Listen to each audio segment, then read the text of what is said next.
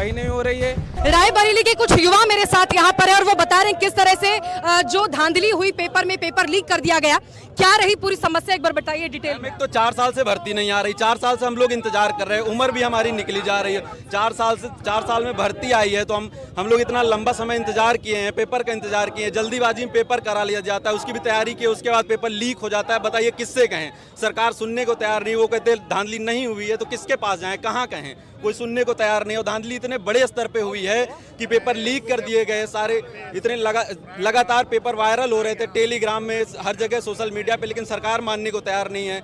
कुछ media channel भी कह रहे हैं अफवाह है, तो आप बताइए कैसे हम लोग कहाँ जाएं, किसके पास जाएं। लोग हमारे मुद्दे को दबा देते हैं, रोजगार का मुद्दा ही कोई सरकार नहीं बनने देती।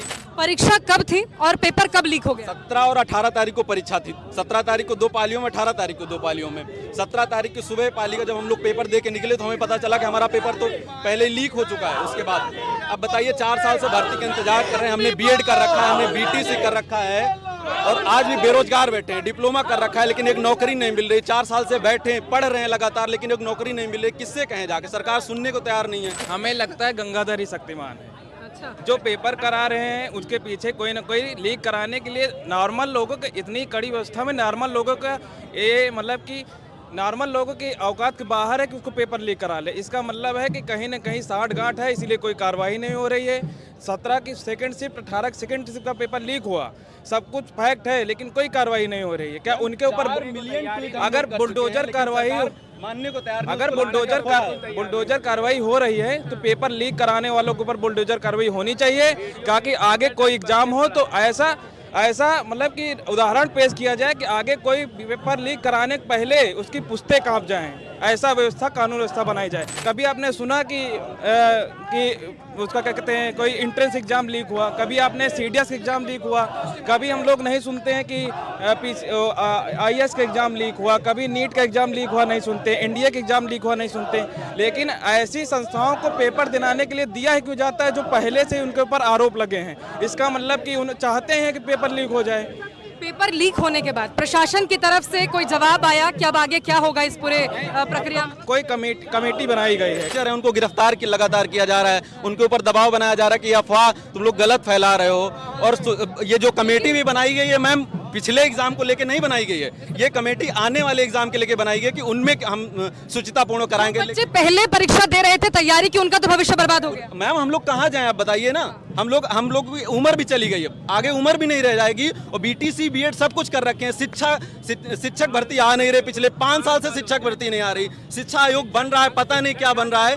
हमने 2018 में बीटीसी किया था, 2018 में बीटीसी किया, 2020 में हमने बीएड फाइनल किया है। बताइए 4 साल से 2018 में लास्ट भर्ती आई थी शिक्षक की।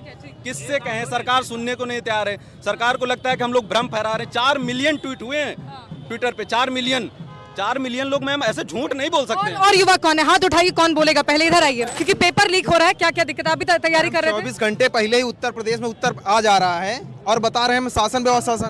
शासन ये नहीं है कि हम गरीबों पे जुल्म करें, शासन वो है जब हम उस प्रक्रिया को सुचारू रूप से संचालित कर पाएं।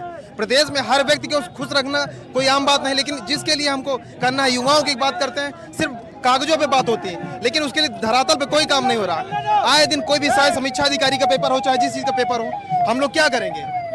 आयोग को लेकर 2018 के बाद भर्ती आई भी पुलिस की, तो 4 साल बाद, 3 साल का छूट देने के बाद भी हम लोग आज ये है कि 2 साल से कोचिंग करने के बाद भी पेपर जो हो रहा है तो उसका कोई उत्तर नहीं आ रहा है। उत्तर 24 घंटे पहले आ जा रहा है और शासन व्यवस्था बढ़िया चल रही है। ऐसे कैसे होगा मैम? ठीक है, चलिए हटिए, मैं आपको बताती हूँ। देखिए, पूरे उत्तर प्रदेश में, आप प्रयागराज से देख रहे हैं, प्रयागराज से आपने वाराणसी में भी देखा था, युवा राहुल गांधी के साथ जीप पर बैठ के अपनी समस्या बता रहा था। प्रयागराज में भी आपने देखा था करोड़ों की संख्या में कैसे युवा वहां पर पहुंचे थे, राहुल गांधी को अपनी समस्या बताई थी। मैं इस वक्त रायबरेली में हूं और रायबरेली में भी स्थिति जस की तस है कि युवाओं की जो स्थिति है, युवा बड़ी संख्या में एग्जाम देने पहुंचते हैं, लेकिन जिस परीक्षा की वो सालों से तैयारी करते हैं, जिस परीक्षा के लिए उसके माता पिता अपनी जीवन भर की जमा पूंजी लगा देते हैं, वो परीक्षा का पेपर परीक्षा से एक दिन पहले लीक हो जाता है। सोचिए उस परिवार पर क्या बीतता होगा, क्या चल रहा है उत्तर प्रदेश के अंदर, ये समझने वाली बात है। युवा ये सवाल पूछ रहे हैं, युवाओं को भविष्य कहा जाता है देश का, और ये भविष्य ये सवाल पूछ रहा है